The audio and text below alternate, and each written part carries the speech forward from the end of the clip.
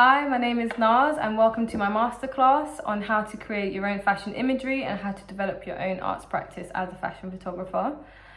Just a little bit about me. I have 6+ years industry experience and have a background in fashion photography. So I'm just going to be sharing with you what I think are the key building blocks into getting you started and what to focus on at the beginning stages of creating your own fashion story. What we're going to start looking at, first of all, is really just the building blocks. How do we get started? What do we look at? Where do we get inspiration from? All these different things. There's so many places to start and look. So I want to help you to first of all just look at mood boards, storytelling, and developing what you actually find aesthetically pleasing. What do you like as a person? What do you like to consume? What fashion imagery do you like to consume? Looking at the real foundations of getting started, and which can be quite difficult sometimes, but we're going to really break that down. Then we're going to look at the developmental stage, and this is really just the nuts and bolts of creating a fashion story or image, and that will really be looking at your location. So where's it going to be shot? Lighting and equipment that you might need, angles, camera settings, that kind of thing. So really the nuts and bolts, really just the technical kind of aspects that you might need to look at. You can photograph on your phone. It can be a digital camera, it can be a DSLR camera. There's all these different types of cameras. None are better or worse than the other. It just depends on what you're trying to achieve. We're then going to move on to what I call the fun part, which is more about styling. So styling is super important. When we think about fashion imagery, it plays a really big role, as fashion imagery at its crux is about styling, how that all works together, the lifestyle, what are you trying to portray when you're photographing those clothes, what does it all mean?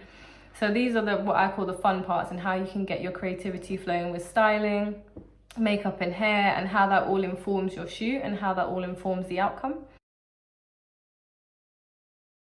And then we're going to start looking at shooting. So how does the shoot day actually go? What are some things that you need to keep in mind? What are some things to look out for when you're actually shooting frame by frame? Composition wise or directing wise, when it comes to the model, etc. So we're going to start looking at practical tips to actually help the smooth running of that day and how to get the best outcome, because you want to focus on creating the best imagery you can while you're there. And then anything to do with editing and retouching that comes later will only help to enhance what you already achieved. And then we're going to look at the selection and editing of imagery, because that is a really big part, and I think it's a bit of a forgotten part about when you're looking at fashion imagery.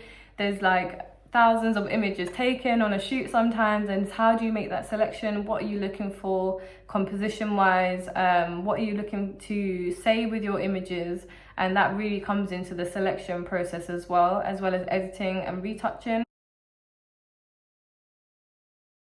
I do want to set one task prior to us starting our series, our masterclass, and I want you to have a look at Instagram. It could be a magazine, it could be Pinterest, it could be anywhere that you like to look for fashion images. It could be a brand website, anything. Have a look through any imagery, fashion imagery, and I want you to make a note of 3 reasons why you stopped to continue to look at a certain image, because it really will help to understand what you find aesthetically pleasing, and will help to inform how you're going to create your own image.